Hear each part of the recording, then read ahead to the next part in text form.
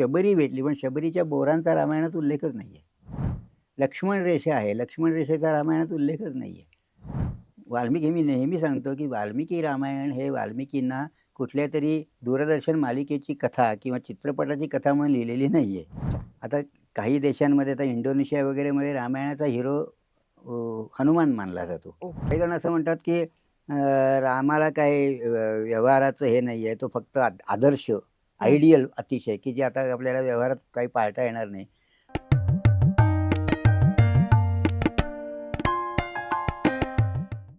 नमस्कार. Meeting point पॉडकास्टमध्ये आपलं स्वागत आहे. आजचा पॉडकास्ट एक अद्वितीय ग्रंथावरती आहे, वाल्मिकी रामायणवर. रामायण हा विषय आपल्याला ऐकून माहीतच आहे, पण त्याच्यातले अनेक पैलू आपल्याला बहुधा माहीत नसावेत. त्याच्यासाठी आपण आमंत्रित केलं आहे चंद्रशेखर वजे सरांना. ते एक अनुभवी चार्टर्ड अकाउंटंट आहेत, लॉयर आहेत आणि भारतीय ज्ञान परंपरेचे ते अभ्यासक आहेत, संशोधक आहेत आणि व्याख्यानंही देत असतात ह्या विषयांवरती. ते आज आपल्याला वाल्मिकी रामायणाबद्दल सांगणार आहेत आणि त्याच्यातले गमतीशीर गोष्टीही आपल्याला ऐकायला मिळणार आहेत. तर सुरू करूया. नमस्कार काका. नमस्कार, मीटिंग नमस्कार. पॉइंट पॉडकास्टमध्ये हो. आपलं स्वागत आहे. फायनली आपण करतोय. होय. खूप बॅक अँड फोर्थ हो, चाललं होतं हो. आपलं. सो काका, तुमच्याकडे विषय भरपूर आहेत बोलण्यासारखे. सो आज आता मी म्हटलं की आपण वाल्मिकी रामायणावरती बोलूयात, बरोबर. कारण आजच्या पिढीला, तरुण पिढीला किंवा बऱ्याच लोकांना हा भाग माहित माहिती नाहीये. नाहीये. सो जर सुरुवात करायची झाली तर वाल्मिकी हे कोण होते? आपल्याला लहानपणापासून असं सांगितलं गेलं, की वाल्मिकी हे भिल्ल होते, दरोडेखोर होते. तर तसं काही नाहीये. वाल्मिकी हे ब्रह्मदेवाचे नातू होते. ब्रह्मदेवाचा पुत्र प्रचेतस म्हणजे वरुण, ओके. याचा 10वा पुत्र म्हणजे वाल्मिकी. आणि ते अच्छा. थोडेसे कुसंगतीला मध्ये लागले, वाईट संगतीत, म्हणून जरा ते बहकले होते. बर. पण नाहीतर ते असे दरोडेखोर, भिल्ल दरोडेखोर जमातीतले नव्हते. ते ब्रह्मदेवाचा नातू होते वाल्मिकी रामायण. आपलं अच्छा. वाल्मिकी स्वतः. हां. आणि ते मुनी होते. म्हणजे तेव्हा ओके. अर्थात नारदांनी त्यांनी नारदांना विचारलं, की मला आजच्या काळात असं सांग, की अत्यंत आदर्श कर्तव्यदक्ष राजा असा कोण आहे, की जो सत्यनिष्ठ आहे, धर्मनिष्ठ आहे, असा कोणी आहे का? तर नारदांनी त्याला अगदी थोडक्यात रामायणाची कथा सांगितली. मग अच्छा. नंतर एकदा ब्रह्मदेव आपल्या नातवाला भेटायला आले होते, म्हणजे वाल्मिकींना. हं. आणि तेव्हा त्यांनी सांगितलं, तुला जे नारदांनी सांगितलंय ना, ते तू आता विस्ताराने लिही. ओके. आणि ते तुला मी असा आशीर्वाद देतो, की तुझी वाणी कधीही असत्य होणार नाही आणि तुला कधीही तू जे बोलशील ते तसंच्या तसंच घडलेलं आणि सत्यच असेल. आणि तू जे लिहिशील ते जोपर्यंत मानव आहे आणि जोपर्यंत भाषा बोलली जाते, तोपर्यंत रामाची कथा ही लोकांमध्ये प्रचारात राहील, असं त्याला आशीर्वाद दिला वाल्मिकीनं. ओके. हं. अच्छा. आणि ते तसे लिहित आणि गेले. आणि मग त्याची एक दुसरी पार्श्वभूमी महत्त्वाची आहे, की वाल्मिकी हे ऋषी एकदा तमसा नदीच्या तीरावरनं स्नान करून येत होते. तेवढ्यात एक क्रौंच पक्ष्यांचं युगुल, म्हणजे त्यांचं कपल, ते एक वृक्षावर बसून त्यांचा प्रणय चालला होता, शृंगार चालला होता क्रौंच पक्ष्यांचा. तेवढ्यात एका व्याधाचा, म्हणजे शिकाऱ्याचा बाण आला आणि तो जो नरपक्षी होता तो घायाळून खाली पडला. बर. तेव्हा त्या मादीने आक्रोश केला. तो आक्रोश वाल्मिकीला पाहवला नाही, ऐकवला नाही. आणि म्हणून त्यांनी त्या व्याधाला शाप दिला, की तू त्या एका क्रौंच पक्षाचा वध केलायस, मारलंयस त्याला, तुला आयुष्यात कधीही सुख, शांती, समाधान मिळणार नाही. आणि म्हणून सगळं रामायण हे करुण रसावर आधारलेलं आहे. त्याच्यामुळे ओके. त्याच्यात दरवेळी असंच दिसतं, की कारुण्य आहे त्याच्यात, पण सगळ्यात म्हणजे सगळीकडे विरह आहे. कारण हा नर आणि मादी क्रौंचाचा विरह आहे, म्हणून तिथे पती-पत्नीचा विरह आहे, पिता-पुत्रांचा विरह आहे, माय-लेकांचा विरह आहे, भावा-भावांचा विरह आहे. असं सगळं विरहाचे सगळे हे सगळं ओके. महत्त्वाचं आहे त्याच्यातलं. अरे वाह! वाह! मग काका, वाल्मिकी रामायण आणि रामचरित्रमानस ह्या दोघांमध्ये फरक काय आहे? आता काय आहे, वाल्मिकी हे रामाचे समकालीन होते. तुम्हाला माहिती आहे, की सीतेला सुद्धा रामाने सांगितलं होतं, तो त्याग केला, तो वाल्मिकींच्या आश्रमातच गेली. म्हणजे वाल्मिकींनी रामाला जसं आय विटनेस म्हणतात, तसं साक्षीदार होते ते रामाच्या जीवनाचे. बरोबर. राम मनात असताना सुद्धा वाल्मिकींच्या आश्रमात त्यांना गेले होते, भेटले होते.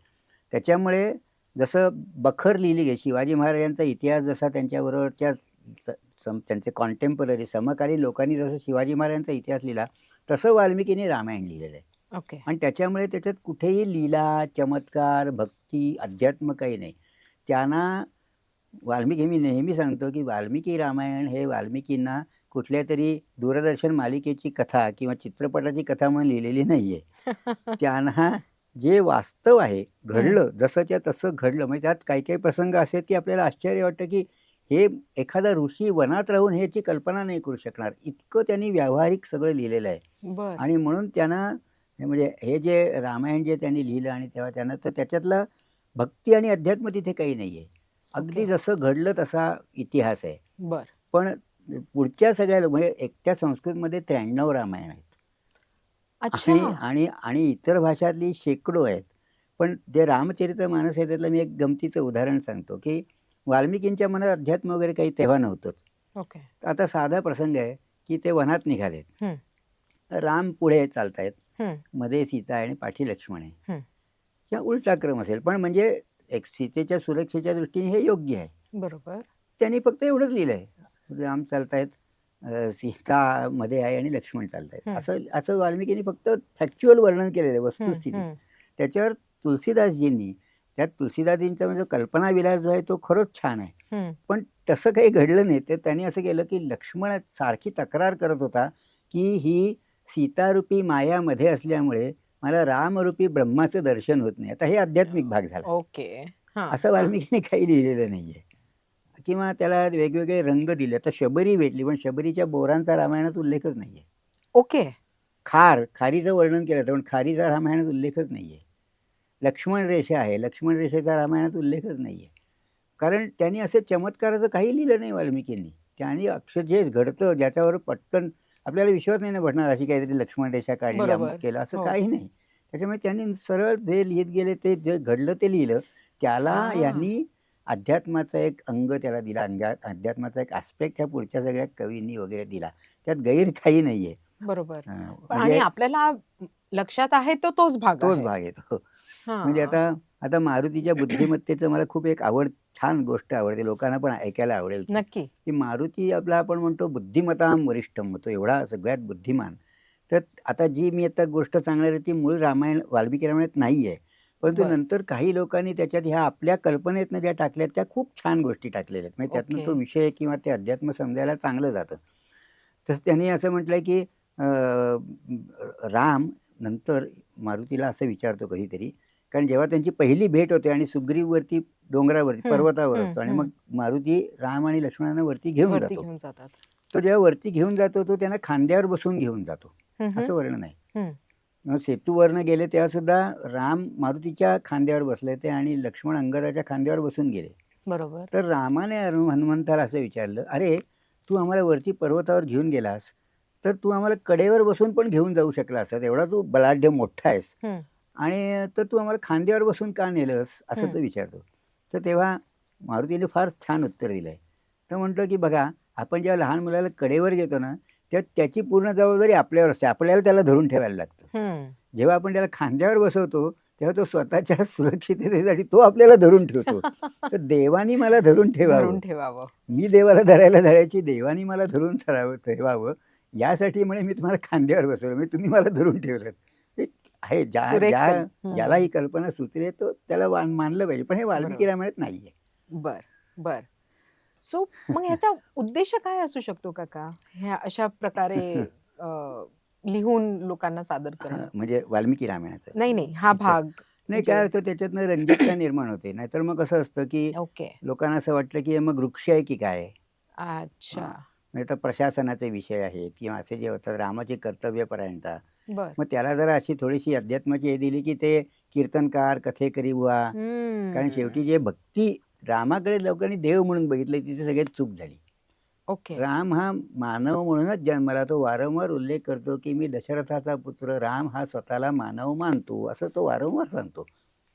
पण त्याला ओके एकदा देवत्व दिलं, की मग काहीतरी अलौकिक चमत्कार सांगितले पाहिजेत ना. मग ते हे सगळे चमत्कार त्याच्या अध्यात्मक त्याला स्वरूप आलं. देव झाला तो. तो हा देव देव म्हणून तो जन्मला नाही. ओके आणि राम या शब्दाचा अर्थ आहे रमन्ते योगिनः अस्मिन्, म्हणजे ज्याच्यात योगी लोकसुद्धा रममाण होतात. हम्म साधारणपणे योगी, आता तू एवढे योगामध्ये तज्ञ आहेस.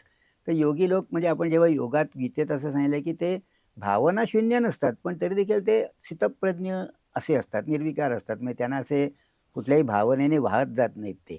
असे जे योगी आहेत ते सुद्धा याच्या ध्यानात रमतात. ओके. तो राम या शब्दाचा अर्थ योगी लोक सुद्धा ज्याच्या ध्यानामध्ये रमतात. आणि म्हणून विष्णूला राम नावाचे 2 अवतार घ्यायला लागले. एक परशुराम, तोही त्याचं नाव रामच होतं, फक्त त्याला परशु मिळाला म्हणून परशुराम म्हणतो. बरोबर. आणि दुसरा राम. तर राम या शब्दाचा अर्थ असा आहे, की ज्याच्यात मग रमायचं असेल मग त्याला अशा गोष्टी आख्यायिका जोडल्या जातात. जो एखादा माणूस मोठा झाला, की मग त्याच्याबरोबर त्याला सगळं वलय एक तयार वाह! होतं ना, तसं ते तयार झालेलं आहे. अरे वाह! काका, वाल्मिकी रामायण ह्याचे खंड किती आहेत? त्याचे एकंदर भरपूर? 7 कांड आहेत. अच्छा. म्हणजे जसं बालकांड, अरण्यकांड, युद्धकांड तसं. Okay, okay. म्हणजे वेगवेगळ्या टप्प्यांमध्ये तर जसं त्याच्यात एकंदर सगळी मिळून 24,345 सर्ग आहेत त्याच्यात. सर्ग म्हणजे अध्याय म्हणा तुम्ही एका ओके, ओके. आणि 24,335 एकूण श्लोक आहेत. पण अच्छा. खरं त्यातला विद्वानांच्या मते सगळ्यांचं एकमत झालेला भाग असा आहे, की पहिले 6 खंड म्हणजे कांड, की ज्याच्यात लंकेवरती विजय मिळवून राम परत अयोध्येला येतात आणि त्यांचा राज्याभिषेक होतो. तिथे वाल्मिकी रामायण संपतं. वाल्मिकीने लिहिलेलं रामायण संपतं. ओके. आणि मग काही लोकांचं असं मानणं आहे, की काही प्रमाणात रामाची अपकीर्ती करायला असेल किंवा इतर काही हेतूनी नंतर जे उत्तरकांड आहे, म्हणजे मग ज्याच्यात सगळ्यांना वाटतं रामाने सीतेचा त्याग केला, अमुक केलं, ते सगळे आहेत, ते सगळं वाल्मिकीच्या रामायणात नाही आहे. वाल्मिकीचं बरं. रामायण ते जे भाषा तज्ज्ञांनी ज्याचा अभ्यास केलेला आहे, ते म्हणतात वाल्मिकीची जी लेखनाची शैली किंवा असं आहे, त्याला पुढचा जो भाग टाकला आहे तो घुसडलेला ज्याला म्हणतो आपण, याला प्रक्षिप्त भाग म्हणतात, तो तसा आहे. आणि ओके. त्याच्यामुळे हे जे नंतरच्या ज्या गोष्टी आहेत, म्हणजे आणि दुसरी गंमत आहे, हा रामाचा जन्म कशासाठी झाला होता, तर दशाननाच्या वधासाठी झाला होता. म्हणजे विष्णूने जो अवतार घेतला होता, तो रावणाचं जे एकंदर अत्याचार आणि हे चालू होते, माजलेला होता, त्याच्यासाठी तो अवतार झाला होता. तर रामायणाचं मूळ नाव दशानन वध असंच आहे. ओके. म्हणजे वाल्मिकीने जे लिहिलंय ना, ते दशानन वध हा त्याचा म्हणजे सगळ्याचा गाभा तो दशानन वध. आणि त्याच्यासाठी अत्यंत, कारण रावणासारख्या माणसाला राक्षसाला मारायचं असेल, तर त्या योग्यतेचं कोणतरी राजा आणि तसा पुरुष पाहिजे. बरोबर. म्हणून मग तो सगळ्याच गोष्टी म्हणजे आपण ज्याला मर्यादा पुरुषोत्तम राम म्हणतो, पुरुषोत्तम. हां. म्हणजे पुरुषातले जे जे उत्तम गुण आहेत, त्या गुणांची मर्यादा म्हणजे राम असं आहे ते. बरोबर. आपल्याला लोकांना वाटतं की मर्यादशील होता राम म्हणून त्याला मर्यादा, तसं नाहीये. हो, तसाही हां, अर्थ हां. काढला म्हणजे जातो. शूरत्व, तर शौर्याची परिसीमा मर्यादा म्हणजे म्हणजे राम. राम. सौंदर्याची परिसीमा म्हणजे राम. आज्ञाधारकपणाची परिसीमा म्हणजे राम. नीतिमत्तेची परिसीमा म्हणजे राम. असा त्या अर्थाने तो मर्यादा पुरुषोत्तम आहे. ते वाल्मिकीला ते वर्णन करायचंय, की असा पुरुष किंवा असा राजा आहे आणि म्हणून सगळं रामराज्य हे सगळं तर समृद्ध आणि चांगलं राज्य आहे, त्याला सांगायचं होतं. आणि तो कर्तव्यपरायण, कर्तव्य ही एकच गोष्ट आहे. रामायणामध्ये कौटुंबिक वगैरे गोष्टी नाहीच आहेत. बरं. भावनिक गोष्टी सुद्धा नाही आहेत म्हणजे फारशा. अच्छा. हां. आणि इतकी म्हणजे त्यातले जे वादविवाद आहेत, संवाद आहेत, आपल्या मनात जे जे प्रश्न येतात ते सगळे त्या रामायणात कोणीतरी विचारलेत आणि त्याची उत्तरं दिलीत. बरं. म्हणजे अगदी आजच्या काळात जे आपल्या मनाला प्रश्न पडतात ते सगळे रामायणाच्या ह्याच्यात विचारले गेलेले आहेत. कोणी ना कोणीतरी विचारतो, "मग रामा तू असं का वागलास? तू तसं का वागलास?" आणि त्याची उत्तरं दिली गेलेली आहेत. आणि त्याचं म्हणजे कनेक्शन आपल्या आता आजच्या म्हणजे आता वस्तुस्थितीत उदाहरण सुद्धा सांगतो. आहे. जाबाली म्हणून होते ते त्या काळातले थोडेसे, आता आपण जसं म्हणतो ना डाव्या विचारसरणीचे, तसे ते जाबाली म्हणून म्हणजे अयोध्येत होते. ओके. आता किती छान त्याचं म्हणजे ते आर्ग्युमेंट किंवा जे आहेत त्यातले ते सांगतो, की त्याने भरत काय म्हणाला, "रामा तू मला जे राज्य आहे, मला राज्य नको आहे. तू घे ते परत. तूच राजा व्हायला पाहिजेस." तर राम ते घ्यायला तयार होत नाही. मग जाबाली म्हणतात, "अरे रामा तू काय वेडेपणा करतोयस हा? हे बघ तू वचन काय दिलंयस? दशरथांचे वरदान जे दिलेलं आहे त्यात भरताला राजा करायचं. तू केलंस राजा. तू बाहेर आलास, भरत राजा झाला. आता तो आपणहून तुला ते राज्य परत देतोय. मग घेण्यात तुला काय हरकत आहे?" एकदम बिनतोड प्रश्न विचारले त्याने. राम म्हणतो, "तसं नाहीये. त्या वचनाचे 2 भाग आहेत. भरताला राजा करणं आणि मला 14 वर्ष वनवास, तो दुसरा हा भाग कंप्लाय होत नाहीये अजून. त्याच्यामुळे तो मला मानलाच पाहिजे." बरं. म्हणून म्हणजे तो पळवाट काढत नाही कशावरती ते. नाहीतर एखादा म्हणेल, की काय हां, बरोबर आहे. मिळतंय ना हो. परत. आणि मी तर दिलंय त्याला. दुसरं कौसल्या रामाला म्हणते, "हे बघ रामा, आईचा शब्द श्रेष्ठ वडिलांच्या शब्दाहून. तुला हे मान्य आहे ना?" राम म्हणतो, "हो, मला मान्य आहे." मग ती म्हणते, तुला दशरथाने वनात जायला सांगितलंय, पण मी तुझी आई आहे, मी सांगते वनात नाही जायचंय. मग तू अच्छा. माझं मानलं पाहिजेस. म्हणजे रामाला कात्रीत पकडते ती. हं. राम म्हणतो तसं नाहीये, ती दशरथाची आज्ञा नाहीये.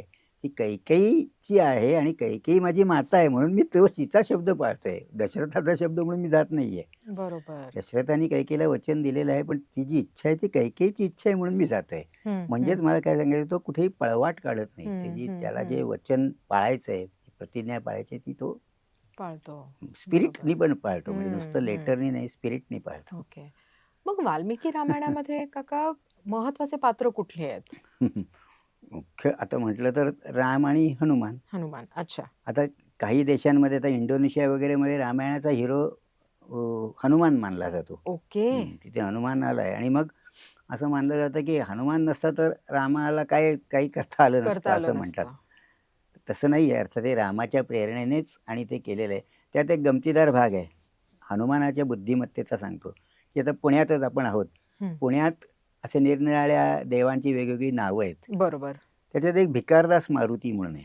अच्छा. आता लोकांना प्रश्न पडतात, ही अशी नावं का दिली आहेत? खुन्या मुरलीधर, हां, भिकारदास मारुती. हां. तर त्या भिकारदासमध्ये पण खूप मोठं काव्य आहे, ओके. की साधारणपणे दास आहे म्हणजे आपला तो कोण जो एम्प्लॉयर आहे, स्वामी आहे कोणीतरी. आपण आपला स्वामी कोण असावा असं आपल्याला वाटतं. कोणतरी मोठा. हं. आता आपल्याला नोकरी हवी, तर आपण म्हणणार मोठा उद्योजक, बरोबर. मोठी बँक, मोठं कॉर्पोरेट, तिथे आपण नोकरी करणार ना. आपण लहानशा साध्या दुकानदाराकडे नोकरी नाही करणार. बरोबर. आता जेव्हा मारुती रामाला पहिल्यांदा भेटला, तेव्हा राम हा वनवासात होता. हं. राज्य त्याचं गेलेलं होतं. तो दरिद्री होता. म्हणजे अगदी याच्या वेशात होता तो, तापस वेशात होता. वल्कल नेसलेला होता. म्हणजे तेव्हा तो एक प्रकारे भिकारी होता. हं, हं, हं. आणि त्या अवस्थेत मारुतीने त्याला आपलं स्वामी मानलेलं आहे. ओके. म्हणजे राम हा भिकार एक प्रकारे असताना, भिकाऱ्याच्या अवस्थेत असताना मारुतीने त्याला आपलं स्वामी मानलेलं आहे. म्हणजे त्या हं. भिकाऱ्याचा मारुती दास झाला, तो भिकारदास. आहा! त्यातलं एवढं ओके. मोठं काव्य आहे त्याच्यामागे. आपल्याला वाटतं ओके. भिकारदासला काय अर्थ आहे? तर तो अच्छा, अच्छा, अच्छा. अगदी म्हणजे ज्याच्याकडे काही नाही अशा माणसाकडे मारुतीनी त्याचा तो हं, दास हं. होणं हे केवढं मोठं आहे. म्हणजे त्याची मोठं आहे. हो, बुद्धिमत्ता हो, असली हो. पाहिजे, की त्याने रामाचं श्रेष्ठत्व ओळखलेलं आहे ना, म्हणून बरोबर, तसं झालंय. बरोबर. असे सो छोटे-छोटे खूप गोष्टी आहेत त्याच्यात. गोष्टी आहेत. हो. आणि हे माहिती नाहीयेत. माहिती नाहीत आपल्याला. माहिती नाहीयेत. खरंच माहिती नाहीयेत. आम्हाला तेच माहिती लक्ष्मण रेखा हे सगळे प्रकार माहिती व्यवहार त्यातले. ज्ञानाबद्दल पण आहे. आता हं, जर हं, हं. पुढे असेल तर मी नाही तर मग आत्ताच नाही, सांगतो. नाही. आता बोला ना. लोक काय हरकत नाही. म्हणतात, काही जण असं म्हणतात, की रामाला काही व्यवहाराचं हे नाहीये. तो फक्त आदर्श, हं, आयडियल अतिशय, की जे आता आपल्याला व्यवहारात काही पाळता येणार नाही. तर रामाला व्यवहार, आर्थिक या सगळ्याचं उत्तम ज्ञान होतं. हं, आणि इतकं चांगलं ज्ञान होतं, की जेव्हा ते वनात निघाले आपलं राम, सीता, लक्ष्मण, हं. तेव्हा रामाचा जो स्वतःचा प्रासाद होता, त्याचा जो महाल होता, तिथले जे सेवक वर्ग होता, त्यांचा त्याने 14 वर्षांचा पगार ॲडव्हान्समध्ये दिला होता, आगाऊ दिला. आणि त्यांना असं सांगितलं, "तुम्ही सोडून जाऊ नका नोकरी, माझ्या आई-वडिलांची सेवा करा. 14 वर्षांनी मी येतोच आहे परत." हं, हं, हं, हं. म्हणजे त्याला ह्याची जाणीव आहे. नाहीतर आता कसं असतं, राम गेला की मग त्याचे सगळे सैनिक, आपले त्याचे जे सेवक आहेत, ते सगळे बेकार झाले असते आजच्या बरोबर, काळात. बरोबर, पण ह्याचं त्याला भान आहे. प्रत्येक बरोबर. गोष्टीत त्याच्यात व्यवहार ज्ञान ह्या वाल्मिकी रामायणात दाखवलेलं आहे. म्हणजे हं. जेव्हा वसिष्ठ सांगतात, जेव्हा दशरथाचं निधन होतं आणि मग सांगतात, की भरत आणि शत्रुघ्न त्यांच्या आजोळी गेलेले आहेत. हं, हं, हं. कैकेयीच्या माहेरी हो. गेलेले आहेत. त्यांना आता परत आणा हं, आणि मग त्याच्यासाठी दूत पाठवा. ते जे दूत पाठवले 4 हं. ते जे दूत गेले, तर त्यांचा पहिल्यांदा तुम्ही ट्रॅव्हलिंग ॲडव्हान्स द्या असं सांगतात वसिष्ठ. ओके. म्हणजे ते काय त्या काळाप्रमाणे सांगतात, की त्यांना प्रवासाच्या, त्यांच्या खाण्यापिण्याची आणि सगळी नीट सोय करून सोय पाठवा. करून. हं, हं, म्हणजेच हं. आत्ताच्या काळात टी-ए-डी-ए झाला ना तो. तो आता बघा बरोबर. वाल्मिकीनी जर हे केवळ कल्पनेने लिहिणं, त्या काळातल्या आश्रमात राहणाऱ्या, वनात राहणाऱ्या वाल्मिकींना कल्पनेने शक्य नाहीत ह्या गोष्टी सुचणं. बरोबर. हं, हं, हं. वसिष्ठ इतकं सांगतात, की इतकं व्यवहाराचं त्याच्यात आहे आत्ताच्या काळाशी अनुसरून, की ते म्हणतात, की जेव्हा आपले दूत तिकडे जातील, तेव्हा आपल्याकडे काहीतरी अशुभ घडलेलं आहे, असा कुठेही बाहेर मेसेज जाता कामा नये. अच्छा. आजच्या काळात सुद्धा जेव्हा मोठी एखादी व्यक्ती जाते, तेव्हा लगेच ते जाहीर करत नाहीत, हो, की ती गेली. हो, थांबतात. कधी-कधी 1-2 दिवसांनी जाहीर करतात, की त्याचं हो, निधन झालेलं आहे. हो. ह्याला काही विशिष्ट कारण असतात. ते त्या काळात पण त्यांनी पाळलेलं आहे. आणि त्याच्यामुळे हं, त्यांनी असं सांगितलंय, की तुम्ही जेव्हा पाठवाल त्याला आजोळी त्यांना आणायला, हं. तेव्हा आपल्याकडे जणू काहीच घडलं नाही. आपण एकदम सामान्यपणे त्यांना नॉर्मल कोर्समध्ये आणायला गेलं असं दाखवलं पाहिजे.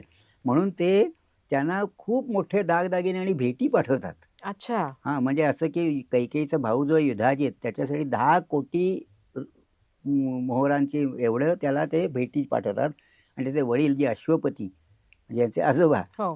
त्यांच्यासाठी 20 कोटी मुद्रा एवढ्याचा ऐवज ते भेट म्हणून पाठवतात. बरं. का?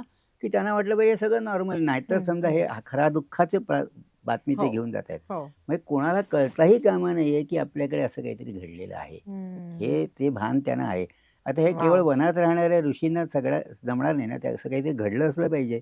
बरोबर. असं कुठेतरी घडलं तरच ते तिथे त्याचं वर्णन करणार ना. वर्णन करणार. बरोबर. आणि काका मग हे झाले सगळे पात्र आणि त्यातल्या गोष्टी. निसर्ग वगैरे ह्याचा उल्लेख कसा प्रचंड, आहे? प्रचंड हो उल्लेख का? आहे. म्हणजे जेव्हा मारुती ते वनातनं म्हणजे लंकेला जातो तेव्हाच आहे. मग एक सुंदरकांड म्हणून जे आहे त्याच्यात सगळे वनाचा वगैरे उल्लेख आहे. अच्छा. नंतर राम जेव्हा सीतेला शोधत असतात राम लक्ष्मण, हां. त्यावेळेला निरनिराळ्या निसर्ग, नुसता निसर्ग पण नाही, ग्रहतारे बरं. कसे कुठे कुठल्या दिशेला आहेत. इतकं त्यात म्हटलं ना व्यवहार, की 4 दूत पाठवले. मग ते 4च दूत गेले त्यामुळे ते थेट गेले तिकडे. हं. आणि येताना मोठा लवाजमा आला. त्याच्यामुळे जातानाच आणि यायचा मार्ग वेगवेगळा आहे. बरं. येताना वेळ खूप लागला कारण बरेच लोक आले एकत्र. हं, हं. त्यावेळेला निसर्ग कसा होता, हं, त्यावेळेला ग्रहतारे कुठे कसे होते, हं. याचा आज अभ्यास करून अनेक शास्त्रज्ञांनी रामायणाचा काळ पण निश्चित केलेला आहे. ते होय, पुस्तकं होय. प्रसिद्ध आहेत. हो, ते हो. कशामुळे केली तर त्या निसर्गाचं वर्णन आहे, वनस्पतीचं वर्णन आहे, सगळी वर्णनं त्याच्यात आहेत. त्याच्यामुळे म्हणून ते शक्य झालं म्हणून कदाचित तो ना? हो, निसर्ग हा अविभाज्य घटक आहे रामायणाचा. कुठल्याच आपल्या सगळ्या जुन्या पुराण आणि याच्यातला निसर्ग हा अविभाज्य घटक आहे. ओके. आणि तो सगळा उल्लेख असल्यामुळे आपल्याला आणि त्याच्यात निसर्गाचं एवढं भान आहे, की साधी गोष्ट आहे, हं. की मारुतीने जेव्हा ती संजीवनी आणली, लक्ष्मण बेशुद्ध पडला, तर ते घेऊन आला इकडे. तो मोठा द्रोणागिरीचा डोंगर. द्रोणागिरीचा घेऊन आला. हं. पण तो पुन्हा जागेवर नेऊन ठेवला असा पण उल्लेख आहे. हा आपल्याला माहिती नसतो. बरोबर. आणि पर्यावरणाच्या दृष्टीने खूप महत्त्वाचं आहे, की तुम्ही एखादा डोंगर उचलून दुसरीकडे नेला, तर पुन्हा तो जागेवर नेऊन ठेवला.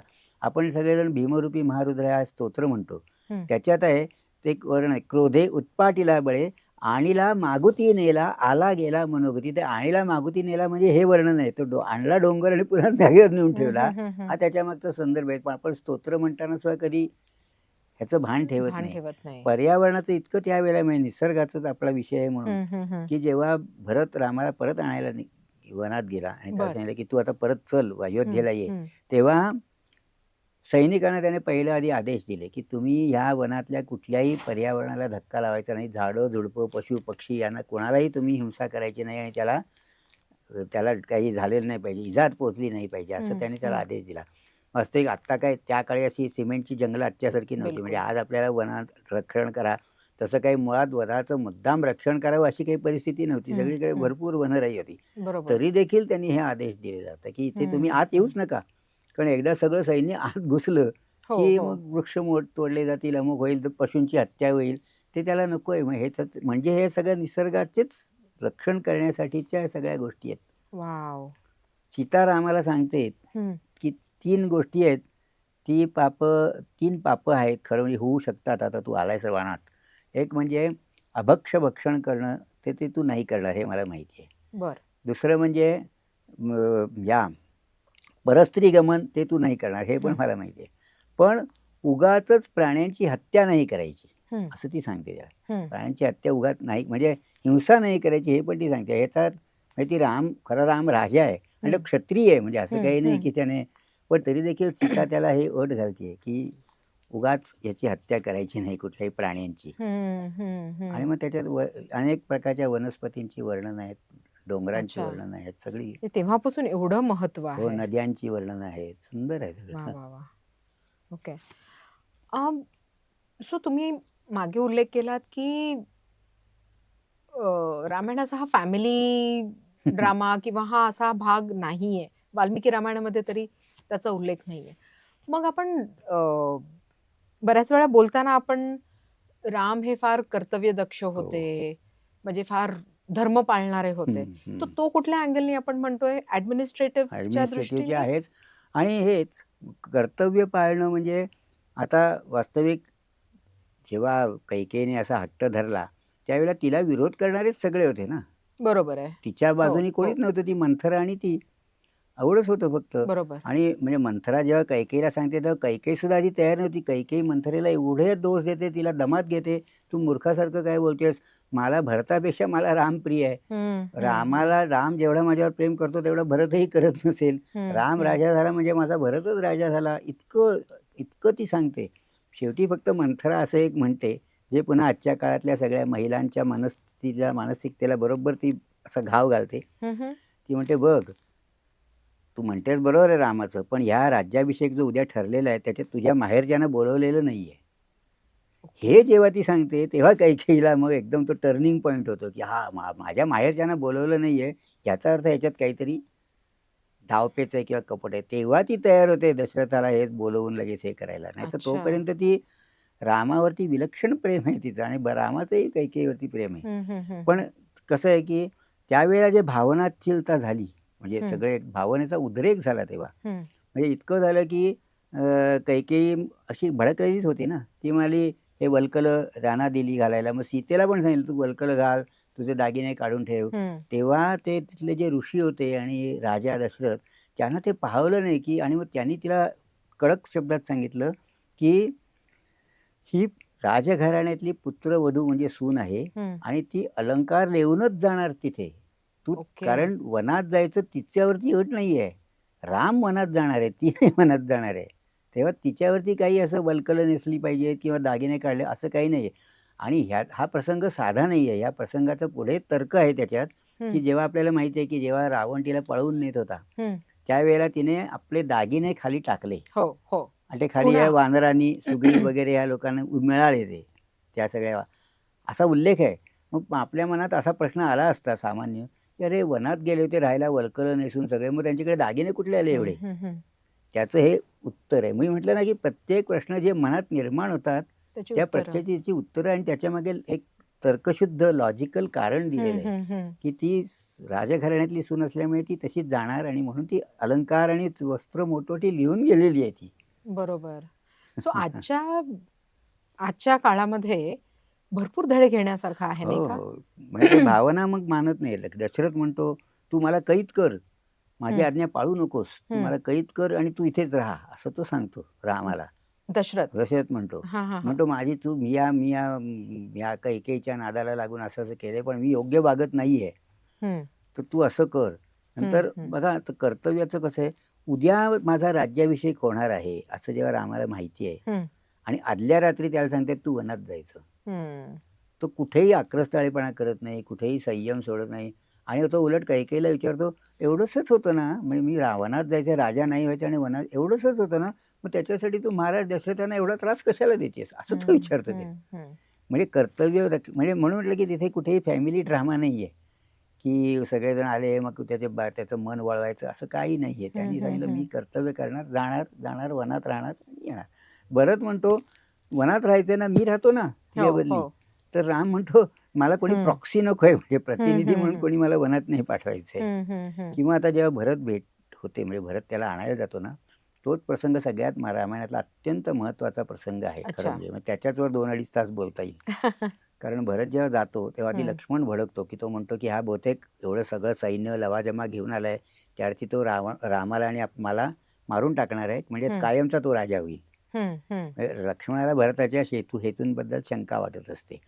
राम म्हणतो, "भरत हा आदर्श आहे आणि तू त्याच्याबद्दल." आणि राम सगळ्यांना आपली शपथ घालून सांगतो, की कैकेयीबद्दल कोणीही अपशब्द बोलू अपशब्द नये. बोलायचे नाहीत, विपरीत आणि मग जेव्हा भरत भेटतो रामाला, तेव्हा आपल्याला वाटतं कधी ते आता गैरगैरून दोघे-दोघे हुंदके देऊन रडतील आणि असं काही नाही.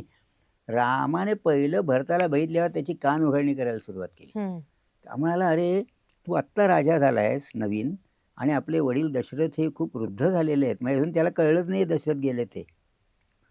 आणि तू आलास कसा? म्हणजे ह्याच्या आपल्या राज्यावरती आता आक्रमण होऊ शकतं. म्हणजे व्हल्नरेबल झालंय आपलं हं, राज्य. हं, तुला संरक्षणाचं एवढं मूलभूत सुद्धा कळत नाही का?" म्हणून तो त्याला ते दमात घेतो हं. आणि मग तो त्याला राज्यकारभार कसा करावा यासंबंधी 70 एक प्रश्न विचारतो. अच्छा. आणि आपण जेव्हा इंग्लिशमध्ये ज्याला whether you do this, whether you do that असे जे प्रश्न व्हेदर हा जो शब्द आहे, त्याला संस्कृतमध्ये कच्चित असं म्हणतात. कच्चित. ओके. म्हणजे तू हे करतोस का, तू ते करतोस का, तू त्यांना जपतोस का, असं जे सगळे आहेत.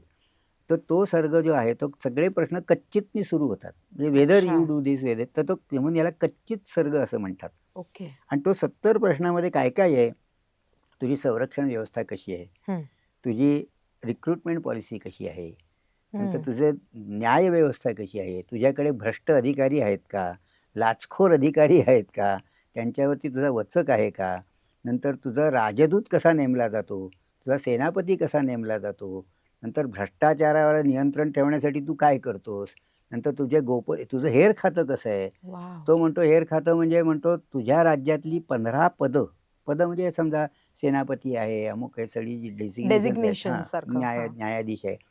अशी तुझ्या राज्यातली 15 पदं आणि शत्रूच्या राज्यातली 18 पदं. कारण शत्रूच्या राज्यामध्ये राजा, राणी आणि याच्याबद्दल सुद्धा ती पदं त्यांना ती पण धरायला पाहिजे ना शत्रूची. बरोबर. आपल्या देशातल्या याच्यात तो राणीच्या पाठी हेर नाही ठेवणार असं म्हणजे. हं. तर रोज या 3 हेरांनी तुला वैयक्तिकरित्या आणि तिघांनी एकत्र येऊन तुला रिपोर्टिंग केलं पाहिजे असं तो सांगतो. हेर ओके. खातं तुझं कसं असलं पाहिजे त्याच्याबद्दल सांगतो. आणि सगळ्यात कळस आहे त्याच्यातला म्हणजे तो असं म्हणतो राम, की हा तुझ्या राज्यात ईज ऑफ डुईंग बिझनेस आहे का? हं, ईज असे शब्द आहेत रामाचे चक्क. कृषी, व्यापार आणि उद्योग करणाऱ्यांना प्रोत्साहन तुझ्या राज्यात दिलं जातं का? त्यांच्या सगळ्या अडचणींचं निवारण त्वरित केलं जातं का? आणि हे जे आहेत लोक हेच राज्यासाठी खरी संपत्ती निर्माण करत असल्यामुळे त्यांना सगळ्या प्रकारच्या सुविधा तुझ्याकडे उपलब्ध आहेत. नाही म्हणजे ईज ऑफ डुईंग बिझनेस. बरोबर. आणि मग शेवटी तो असं विचारतो त्यांना, म्हणजे हे सगळे ते म्हणतो गोपनीयता असली पाहिजे, पण ही जी गोपनीयता आहे ती तुझ्या राज्यात सगळ्या स्त्रिया समाधानी आणि संतुष्ट आहेत ना, हं. घरात त्या आनंदाने राहतात ना, मात्र हे जे गोपनीय राज्यकारभाराच्या गोष्टी आहेत त्या तू स्त्रियांना सांगत नाहीस ना, असं पण तो विचारतो. म्हणजे इतकं त्याच्यात सगळं त्यांनी ते केलेलं आहे. आणि शेवटीचा जो प्रश्न विचारतो तो इतका सुंदर प्रश्न आहे. तो म्हणतो हं, तू रोज हं, रथात, उघड्या रथात म्हणजे उभा राहून तू रोज राज्याच्या निरनिराळ्या महामार्गांवर जाऊन हं, प्रसन्न वदनाने हं. हसतमुख चेहऱ्याच्या प्रजाजनांची अभिवादनं स्वीकारतोस ना. जो राजा असा उघड्या रथातनं जाऊन सगळ्या प्रजेची अभिवादनं स्वीकारतो त्याचं राज्य किती चांगलं असलं पाहिजे. बरोबर. त्याला म्हणजे स्पेशल सिक्युरिटी 10 गाड्या पुढे 10 गाड्या पाठी वगैरेची गरज नाही पडली पाहिजे. इतका तो प्रजाहित दक्ष आहे. म्हणून म्हटलं हं. की त्याच्यात फॅमिली ड्रामा काही नाही आहे. म्हणजे राम आणि सीता हे कुठेतरी छान एन्जॉय करतायत, घरात बसली आहेत, रिसॉर्टमध्ये बसली आहेत, टीव्ही असं कुठेही वर्णन नाही आहे तिथे. वॉव! आणि हे सगळं आजच्या काळामध्ये अगदी प्रत्येक एकदमच. चीफ मिनिस्टरने हे हो, हो, हो, पालन हो, केलं हो. पाहिजे. अगदी, आय अगदी. थिंक हे जेवढे प्रश्न आहेत सगळ्या तो प्रश्नांची सांगतो त्यांनी की एका निरपराध माणसाला जर शिक्षा विनाकारण झाली तर त्याचे हं. अश्रू सबंध राजघराण्याचा नाश करू शकतात असं तो सांगतो. एकाही निरपराध व्यक्तीवरती अन्याय होता का म्हणजे अन्याय कोणावरच होता का म्हणे, पण निरपराध व्यक्तीला शिक्षा झाली तर सबंध राजवंश नाश करण्याचे त्या अश्रूंमध्ये शक्ती आहे असं तो म्हणतो. वाह! किंबहुना मगाशी मी आता दशरथाचं उदाहरण सांगितलं श्रावणबाळाच्या बाबतीतलं. आता आपण त्या धोबी आणि त्याच्यामुळे आपण रामाला कधी-कधी दोष देतो, तो क्षुद्र धोबी. मला काय वाटतं की त्या धोब्याचं ऐकून रामाने काय केलं याच्याबद्दल तुम्ही वाद घालत बसा. हं, सीतेला हे केलं. हं, पण मुळात एका क्षुल्लक धोब्याच्या मताचा तो मान राखतोय, हं, त्याची हं. दखल घेतोय हीच केवढी मोठी गोष्ट आहे ना. नाहीतर आत्ताचे आपले जे राज्यकर्ते आहेत ते किती लोकांनी आक्रोश केला तरी त्याच्याकडे दुर्लक्ष करत असतात. दुर्लक्ष करतात. पण हो. तो त्याच्या मनात म्हणजे प्रजेच्या मनात कुठेही संशय, शंका असू नये याच्यासाठी राम किती दक्ष आहे. बरोबर, हे बरोबर. सगळे म्हणून याच्यात कुठेही भावनिक पदर फारसे ठेवलेले नाहीयेत त्यांनी. हं. कौटुंबिक पदर काही नाहीयेत. काही नाहीये. मग ह्याच्यात वाल्मिकी रामायणामध्ये रावणांचा काही उल्लेख आहे का? आहेत. त्यांच्या म्हणजे खरं म्हणजे ते तर गमतीचाच भाग आहे, की मूळ वाल्मिकी रामायण जिथे संपतं ते म्हणजे लंकेतनं ते परत येतात तेव्हा. तर मूळ वाल्मिकी रामायणात राक्षस वंशाबद्दल फारसा काही उल्लेख नाहीये. बरं. रावणाचा अर्थातच आहे, रावण, इंद्रजित यांचा आहे. पण राक्षस वंशाचा सगळा उल्लेख हा 7व्या कांडात आहे, की जो प्रक्षिप्त आहे असं मानलं जातं. म्हणजे वाल्मिकीने त्या राक्षस कुळाचं वर्णन करण्यात फारशी आपला वेळ घालवलेला नाहीये. बरं. पण जेव्हा हे राज्याभिषेक होतो रामाचा हं, हं, आणि तेव्हा सगळेजण राज्याभिषेक झाल्यावर सगळेजण आपापल्या घरी जातात. हं. फक्त अगस्त्य ऋषी राहतात तिथे ओके. थोडे आणि सगळं सूप वाजलं म्हणतात तसं झालेलं असतं आणि सगळे गेले असतात. तेव्हा अगस्त्य आणि रामाचा एक संवाद आहे. हां. नाही तर तो अगस्त्य ऋषी रामाला म्हणतात, "अरे रामा, हं. तू सेतू बांधलास, रावणाचा वध केलास, याच्याबद्दल लोक तुझं कौतुक करतात, ही चांगली गोष्ट आहे आणि ते तू कौतुकाला पात्र आहेस. पण मग रावणाला तू मारलंस ह्यात काही विशेष नाही, असं बर. सांगतात अगस्त्य. ओके. आम्हाला पण जरा असं थोडंसं मनात हे होतं, की असं का म्हणता येते? अरे रामाचा पराभव अनेक लोकांनी केलेला आहे. वालीनी केलेला आहे. वालीनी त्याला एखादं खेळणं घ्यावं तसं रावणाला उचलून फिरवलेलं आहे. ओके. नंतर रावण एकदा उन्मत्त झाला आणि तो एकदा समुद्राच्या त्या ह्या लोकात गेला होता, म्हणजे भूलोकात. त्या समुद्राच्या तळाशी जे होते, हा हा हा. तिथल्या महिला होत्या. त्या महिलांनी रावणाला बांधून ठेवलेलं होतं. अच्छा. नंतर सहस्रार्जुन जो होता, त्याला सहस्र हात होते असा तो. तर सहस्रार्जुनाने रावणाला कैद केलेलं आहे आणि आणलेलं इकडे. तर रावणाला हे केलं काही विशेष नाही. रावणाला अनेक जणांनी पराभव त्याचा केलेला आणि मारलेला आहे. हम्म. मारलं म्हणजे ठार नाही. हम्म. इंद्रजिताला मारलं हे सगळ्यात मोठं क्रेडिट आहे आणि ते लक्ष्मणाने मारलं होतं खरं. हम्म. आणि मग इंद्रजिताला मारणं हे का मोठं आहे हे सांगणारा पुढे तो सगळा राक्षस वंशाचा पुढचा जो उत्तरकांडात ते सांगितलेलं आहे. म्हणजे ओके. इंद्रजिताची जी बलाढ्यता होती ती रावणापेक्षाही कितीतरी वरच्या दर्जाची होती. ज्याने ओ. इंद्राचा पण पराभव करून सगळं केलं होतं. कारण त्याला अशी काही वरदानं होती की त्याच्यामुळे तो त्याचा कधीच पराभव होऊ शकणार नाही. फक्त त्याला एकच होतं, तो घरी जाऊन घरी त्या यज्ञ आणि त्या देवीची पूजा करून तो निघाला तर त्याचा कधीही कोणीही पराभव नाही करू शकणार. आणि ते अच्छा. इंद्रजित आणि मग हे सगळं वर्णन पुढे त्या राक्षस कुळाचं सगळं येतं. बरं आपल्याला वाटतं राक्षस म्हणजे सगळे वाईट. हम्म. असंही नाहीये. जेव्हा मारुती लंकेत जातो ना, तेव्हा हम्म. अनेकांच्या घरातनं त्यांना वेद मंत्र आणि असं सगळं ऐकायला येत असतं. हम्म. हम्म. म्हणजे राक्षस म्हणजे वाईट असं नव्हतंच. म्हणजे त्या रामायणात असा उल्लेख आहे, की ब्रह्मदेवाने सगळे जलजंतू निर्माण केले. पाणी आधी सगळीकडे पाणीच होतं. तर ते जलजंतू जेव्हा ब्रह्मदेवाकडे गेले आणि म्हणाले, "आता आमच्या पोटापाण्याची व्यवस्था करा, आम्हाला काहीतरी काम द्या." तर त्याने विचारलं, "तुम्ही काय काम कराल?" तर काही लोक म्हणाले, "आम्ही जलाचं रक्षण करू." बर. ते जलाचं रक्षण करू म्हणाले ते राक्षस. म्हणजे जो अच्छा. रक्षण करतो तो राक्षस. आणि काही त्यातले म्हणाले, की आम्ही जलाचं पूजन करू.